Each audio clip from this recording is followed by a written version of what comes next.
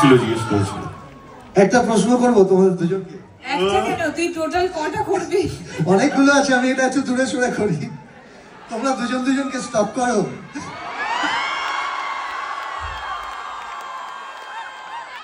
ভাই প্রশ্ন শুধু শুনবি এনেছি আমি। আমরা দুজনকে স্টপ করি কিনা? তোমরা দুজনকে স্টপ করো।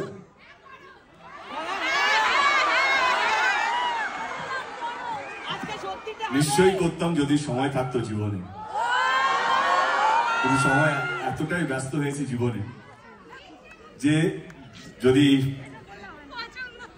1 মিনিটে যদি কতবার নিঃশ্বাস নেওয়া যায় না, বা ডাক্তার যদি কেউ correct me if I am রং, যদি নিঃশ্বাস নেওয়া একটু বেশি সময় পেতাম তাহলে একটু ভাবতাম, কিন্তু এত বেশি কাজ, এত বেশি তো বাট আমার মনে হয় স্টপ কাকে করে, let's be very practical. Stop কাকে করে? যার বিষয়ে তুমি জানো না, যে তোমার ফিডে আসে না। ও এত বড় স্টার হয়ে গেছে, না চাইলেও আমার ফিডে থাকে। ও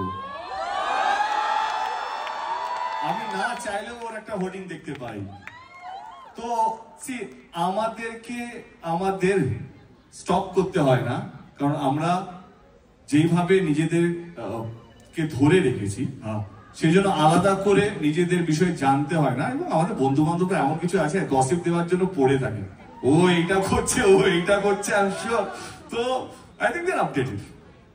আর আমি বলবো যে আমাদের ইন্ডাস্ট্রিটা খুব ছোট একটা ইন্ডাস্ট্রি, আমরা পরিবারের মতো কাজ করি, এবং স্টক কথাটা একটা নেগেটিভ কথা।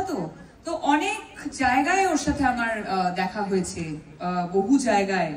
ও বলেছে যে দেখা হয় না, 10 বছর পর দেখা হয়েছে, বাট বহু জায়গায় আমরা মিট করেছি। অ্যাকচুয়ালি অনেক প্রিমিয়ার্সে মিট করেছি, অনেক কিফে আমরা প্রত্যেক বছর মিট করতাম। ওইদিকে ও পোলে, আমি ওই পোলে। হ্যাঁ, তো সেখানে তো দেখা হয়ে যেত,